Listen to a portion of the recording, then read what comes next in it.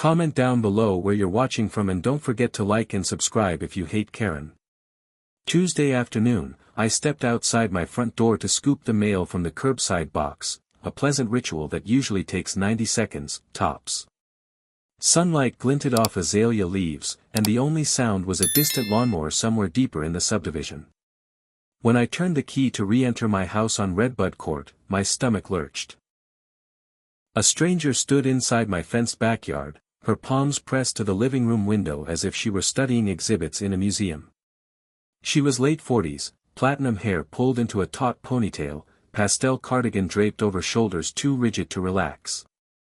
I recognized her immediately, Karen, the self-appointed enforcer for the Sycamore Hills HOA.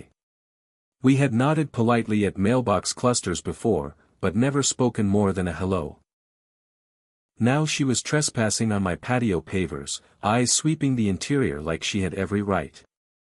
Our gazes locked through the glass.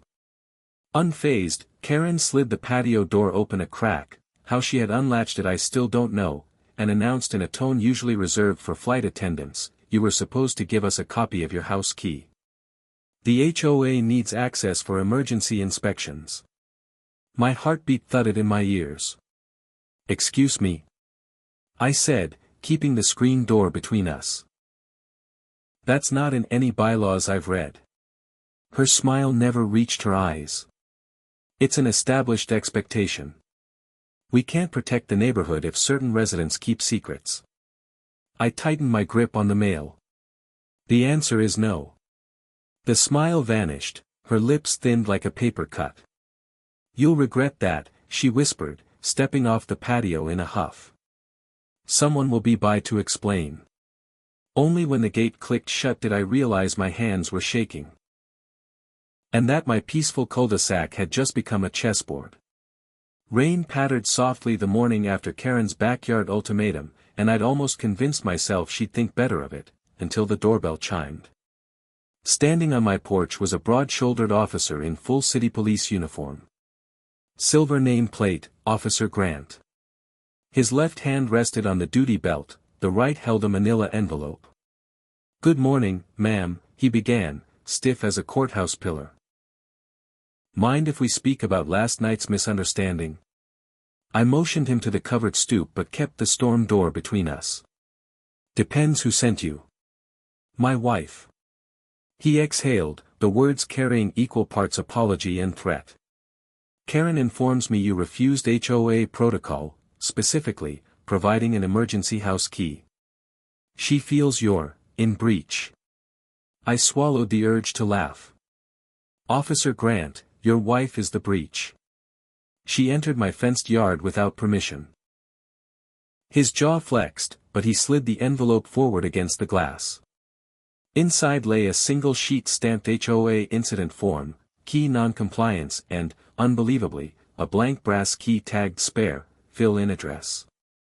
"Let's resolve this amicably," he said, eyes scanning my foyer. "No need to elevate things." "I don't hand keys to strangers," I replied. "Certainly not to an HOA that already trespassed." Grant's brows knitted. "You don't want escalation."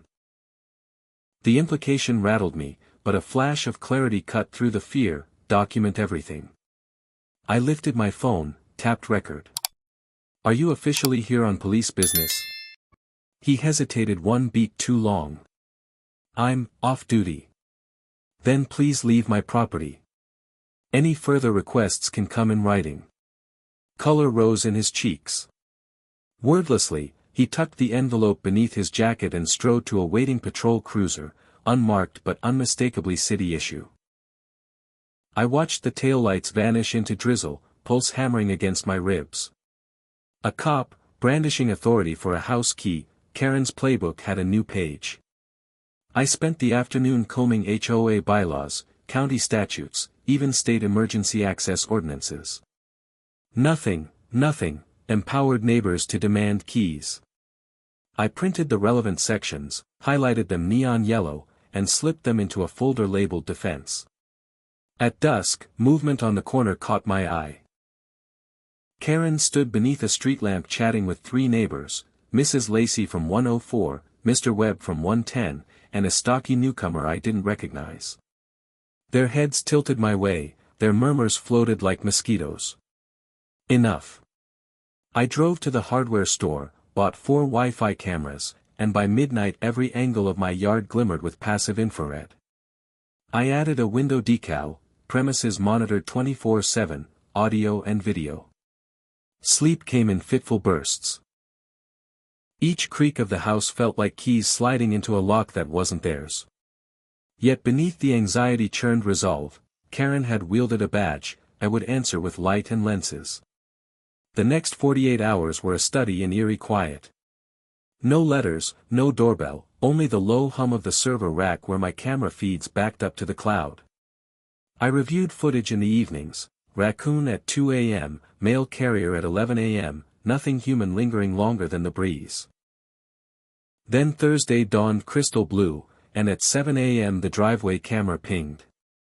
A panel van, white, magnetic logo reading Neighborhood Safety Patrol, rolled to the curb. 2 men in tan polo shirts stepped out, clipboards in hand, and began photographing my siding, gutters, and front flower beds. I hit intercom. "Can I help you?" One flinched at the voice from the porch camera. "HOA compliance sweep," he called. "Lot 12 isn't under HOA authority," I replied. "You're trespassing." They conferred, shrugged, and drove off. 10 minutes later, the community Facebook page featured a post from Karen, Safety Patrol confirms multiple violations at non-compliant address. I screenshot it before she could delete my rebuttal citing county parcel maps. That night, I compiled a timeline. Day 1, Karen trespasses, demands key. Day 2, Officer Grant intimidation visit. Day 4, unauthorized inspection crew. I sent it, footage links attached, to my attorney friend Jade Alvarez, a civil rights litigator I'd known since college. She replied in under an hour, textbook harassment. Keep logging. Call me if it escalates. Escalation knocked faster than expected. Saturday, 10:42 p.m., curtains drawn tight while I binge-watched an more series, the front cameras lit up. Karen, flanked by Mrs. Lacey and an unfamiliar brunette, marched up the walk. Lacey carried a flashlight. The stranger brandished what looked like a flat pry bar. They pounded the door. "Open up. We need to talk," Karen's voice sliced through wood. I muted the TV, heart hammering, and watched via phone as Lacey tried the knob. Locked. The brunette wedged the pry bar, testing hinges. I dialed 911, whispering details. Dispatch logged it as attempted burglary. Then a shout from outside, "Stop hiding, we know you're in there." Suddenly a new figure strode across my lawn. Gus Hendricks, the grizzled retiree from across the street known for midnight cigar walks. In one hand a half-finished spray paint can, likely from touch-up chores, he hurled it past Karen, missing by inches. "Get off her porch!" Gus roared. Karen recoiled, flashlight beam wobbling. The trio retreated, melting into shadows.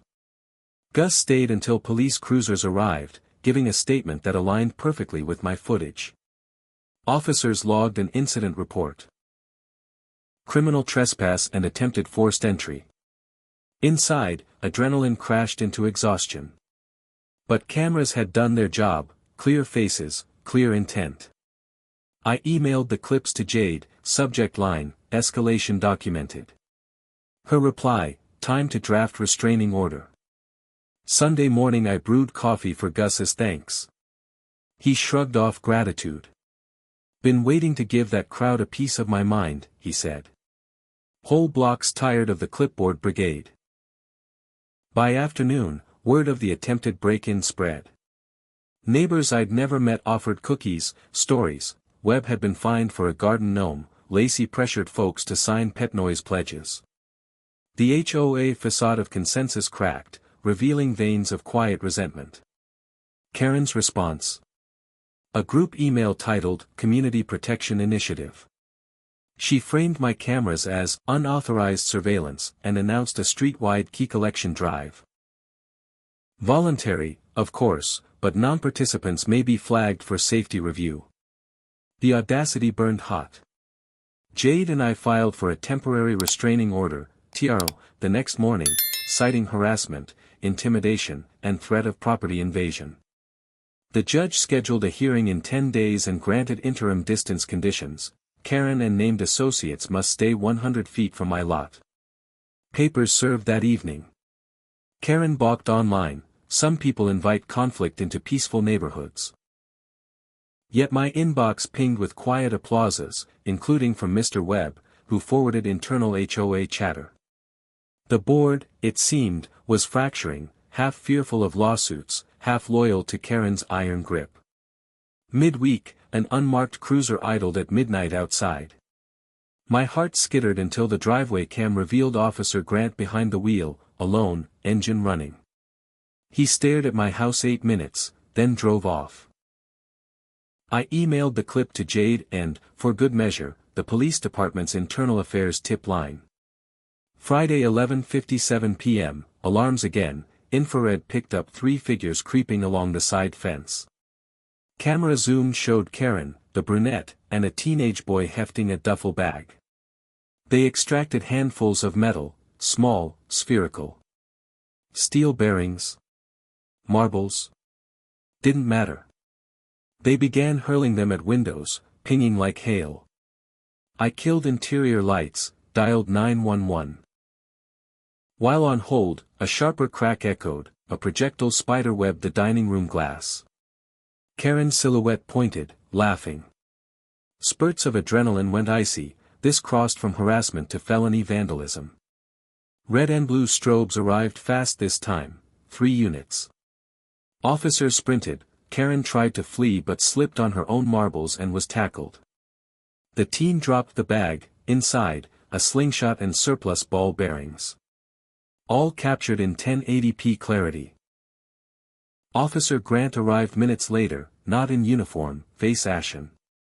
He attempted to intervene, misunderstanding, boys will be boys, but fellow officers blocked him.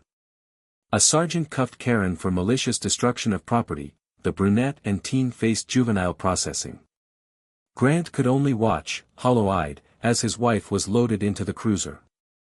Before the door closed, she locked eyes with my window, hissing, "Your days here are numbered." Police spent an hour collecting evidence, taking statements. I provided every clip. The sergeant's verdict, charges would stick, bodycam corroborated intimidation, and internal affairs would examine Grant's involvement. As dawn tinted the sky, I swept shattered glass, dogs pacing anxiously.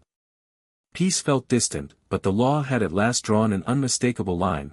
One Karen had stumbled over in steel-toed arrogance. Karen's arraignment drew local press. Cameras captured her escorted in handcuffs, hair now a disheveled halo instead of the tight ponytail. She pled not guilty, bail set at $5,000. Officer Grant posted it within the hour, but whispers said his precinct had reassigned him to desk duty pending investigation. Our TRO hearing followed 3 days later. Jade presented footage of every incident: yard trespass, door pounding, marble assault. Karen's attorney, a graying man named Mr. Sloan, argued I had provoked tension by refusing a reasonable HOA safety measure. Judge Patel's brow arched so high I thought it might levitate. Patel ruled decisively: permanent protective order, 300-foot radius, no HOA contact except through counsel. She also admonished Sloan: HOA authority ends where property lines, and criminal statutes, begin. The ruling catalyzed a board mutiny. Elaine Porter, secretary, convened an emergency session where 7 of 9 members voted to suspend Karen's presidency indefinitely. Grant, still listed as HOA security liaison, resigned via terse email. For the first time in years, Sycamore Hills HOA found itself leaderless, and residents breathed freer. But legal wheels kept grinding. The county prosecutor filed additional counts: attempted burglary and conspiracy to intimidate a witness, the camera evidence. Karen faced potential felony time. Sloan sought a plea. Prosecutor offered diversion only if she admitted wrongdoing, paid restitution, and completed anger management. Pride warred with pragmatism until mounting fees forced her hand. She pled guilty to misdemeanor vandalism, accepted 2-year probation, restitution for my window and legal costs, plus 200 hours community service, ironically, trash pickup along the very street she once policed for lawn height. Settlement money landed in my account. I replaced the broken pane with laminated security glass and used leftover funds to upgrade porch lighting, motion-triggered LEDs that bathed the yard in daylight at the faintest rustle. Meanwhile, Jade pursued a civil claim against the HOA for negligence. Board members had enabled Karen's abuse by funding compliance patrols. Mediation ended with the HOA's insurance carrier cutting a check, small compared to criminal restitution but symbolic. Acknowledgement that collective power demands collective responsibility. Officer Grant requested a private meeting. I agreed, in Jade's office. He arrived in plain clothes, hat literally in hand. I'm sorry, he said, voice raw. Karen's intensity spiraled. I thought I could calm it. Instead, I weaponized my badge. Internal Affairs had docked him 2 weeks' pay and mandatory ethics retraining. He planned to sell their house and move near his aging parents. I nodded, accepting the apology but not absolving the choices. We shook hands, closure, not friendship. With leadership vacuumed, HOA membership rallied around Elaine, electing her interim president. She rewrote bylaws. No HOA agent may set foot on private property without written invitation, any fines require board majority and an appeals window, and key requests. Explicitly forbidden. At the first post-reform block party, Gus fired up his battered charcoal grill, flipping burgers while narrating for local reporters. Kids chalked, "Welcome back," on my driveway. Mrs. Lacey, once Karen's flashlight-wielding accomplice, approached with homemade pie and a tearful apology.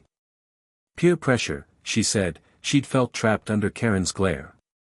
I accepted, noting cameras had seen her de-escalate after the marble incident.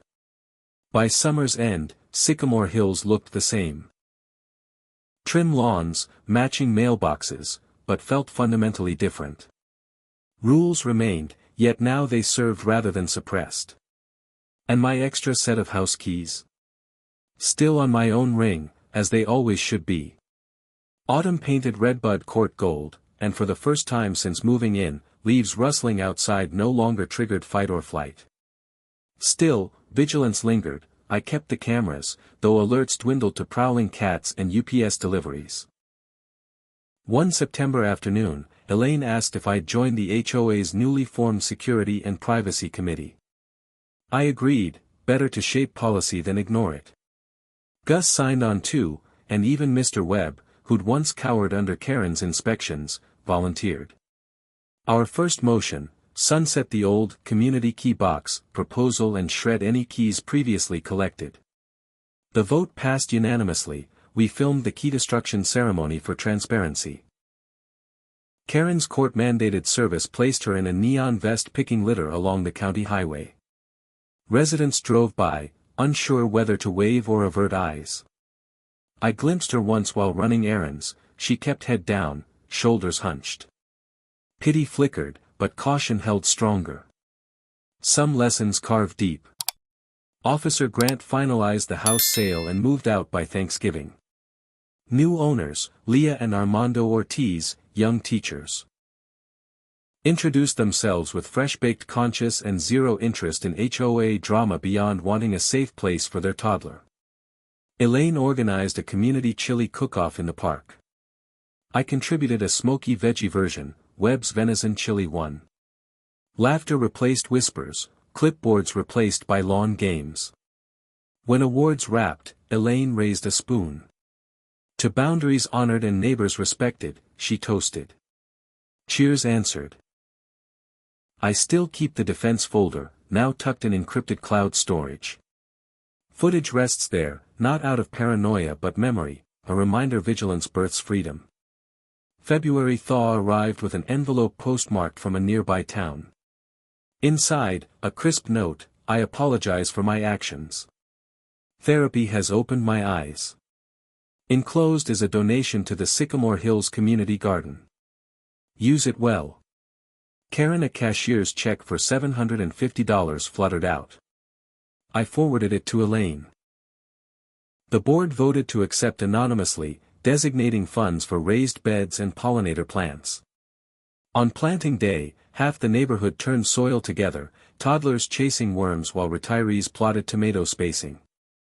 Harmony, ironically, seeded by former discord. I stood near the herb plot, trowel in hand, when a silver sedan rolled by slowly. Karen at the wheel, windows up, face unreadable. She didn't stop, but she didn't glare either. Just surveyed the garden she'd involuntarily nurtured, then drove on. I exhaled, letting the symbolism root itself like basil in spring loam. Local news revisited Sycamore Hills for a segment, from HOA horror to model reform. They filmed Gus teaching kids how to toss beanbags, Elaine explaining the new grievance review portal, and me beside the garden, summarizing lessons. Transparency beats intimidation. Rights end at property lines. Cameras don't lie. The story trended a day, then the internet chased fresher outrage. Exactly how we liked it. Summer night, block-wide movie projected onto a white garage door. Families sprawled on blankets, Shadow the Lab mix, a recent rescue, snored at my feet. Leah Ortiz whispered that she'd never joined an HOA before because of horror stories. Sycamore Hills, she said, felt different, human. I glanced at the starlit sky. Constellations rely on distance and connection. Points of light held in place by invisible geometry. So, too, neighborhoods, each home a star, space between them vital, but lines connecting them essential. 2 years to the week after Karen's first key demand, I unlocked my front door, my key, my choice, and stepped onto the porch with morning coffee. Birds riffed, sprinklers ticked, and a breeze teased wind chimes. Familiar, yes, yet newly appreciated. Inside, the original manila envelope from Officer Grant rests in a shadow box frame above my desk, a cautionary art piece titled, Not Yours to Take. Nearby hangs a printout of the new bylaw codicil: no HOA officer, member, or contractor may request or store private access keys. Neighbors wave, not out of surveillance but kinship. I wave back, content in the simple equilibrium of mutual respect. An HOA can nurture community or strangle it. Power, like garden soil, grows what you feed it. We chose transparency, accountability, and enough sunlight to scare off mold. So far, things stay green. And if someone ever forgets the lesson and reaches for a clipboard of overreach, well, the cameras still run, the statutes still stand, and this time an entire street knows exactly how to say no.